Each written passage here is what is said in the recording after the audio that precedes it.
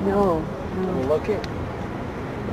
70s, Tallahassee, the state of Florida. All right, ladies and gentlemen, here we go at a very high rate of speed. There were only two significant railroad that you're traveling over today, will be traveling over today, is a reconstructed portion of the old Georgetown, Breckenridge, and Leadville Railroad. Both directions. The first railroad here in the area was actually the Colorado Central, which began construction in Denver back in 1870.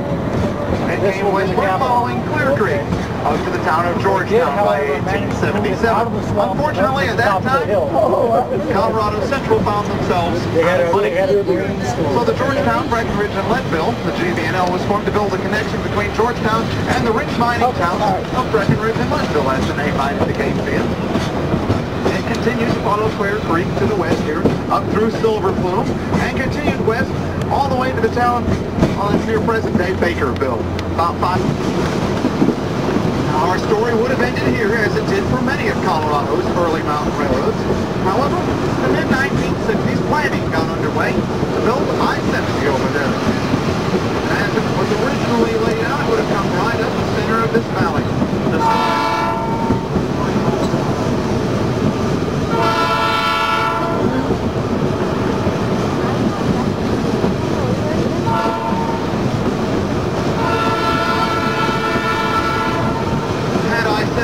Built straight up the center of this valley, it would have destroyed all the railroad and mining heritage that it contains. And the Colorado Historical Society felt that this should all be preserved. As such, they worked for a complete stop, signaled by one blast of the locomotive's horn. Once again, this is our Lebanon Silver Mine Station.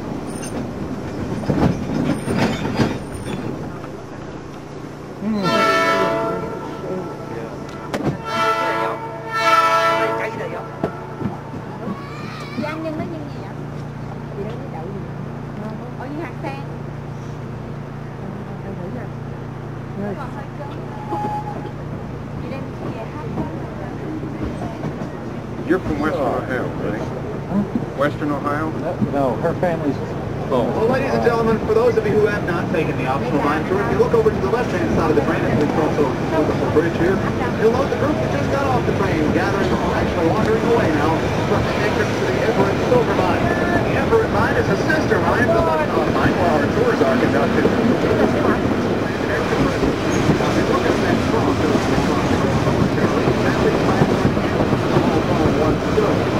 Next to the Ingersoll Land Air Compressor, the powerhouse for the power generation on the air compressor. Now, the story of the whole problem is a very interesting one. It's a tunnel through Lebanon Town, on the south side of the mountain, across train cars, and taking on the front of the area. What's that? It's about the mountain, and there is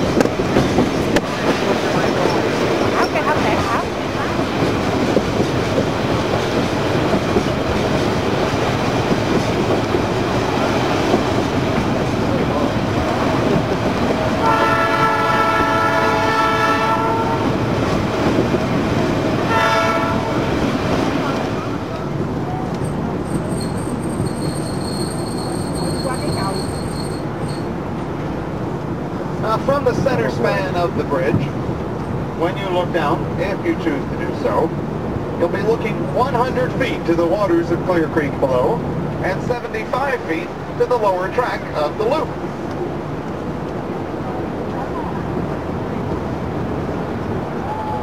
Now, for those wondering about the name, Devil's Gate, like I said, it sounds kind of imposing, but it gets its name from the fact that in the old days, the old-timers said, when the wind blew up through the canyon, through the narrow mouth of that canyon down there towards Georgetown, the wind blew so loudly it sounded like the devil was howling. So it got the name, Devil's Gate.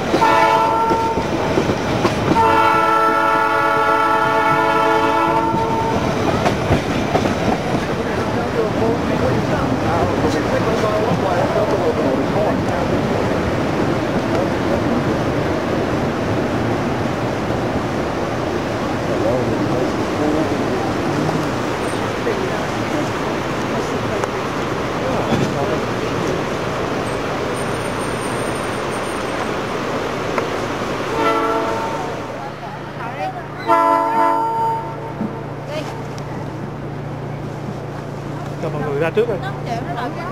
Không, để vô trong tỏ coi. Đâu trong nào? Trong cái nhà đó hả? Ba để chờ chút. Đứng đó rồi thôi, đứng đó vô coi nha. Đúng rồi, cái đầu nó quay lại kìa. Cái đầu nó quay lại kìa. Anh không nhớ. Thôi em nghĩ không xuống đâu, nó quay cái đầu lại. Do you want me to take the case to the camera? Đúng rồi. Sao xuống được? Okay, Stephen. Để đi con cái nè. Để em lên. Muốn vô đó hả? He's a big time rail fan. Always photographing railways. There we go. Oh, okay.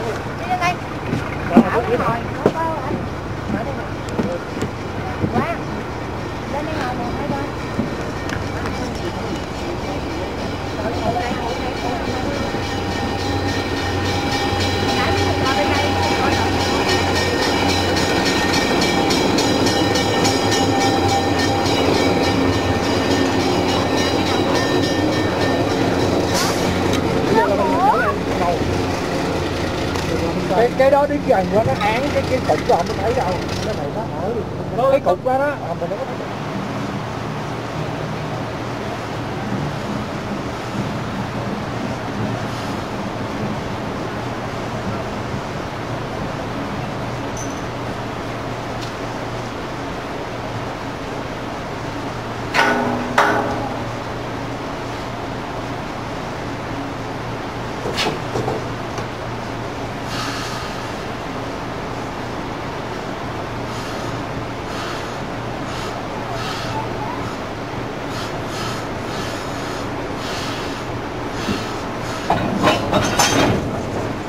They can let it, go through.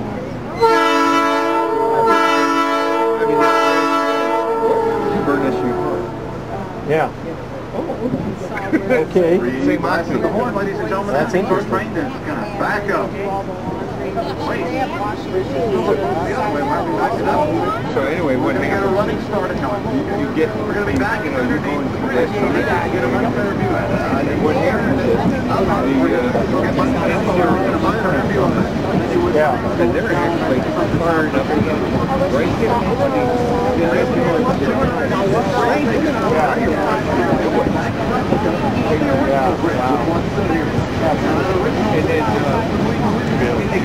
And then what happens is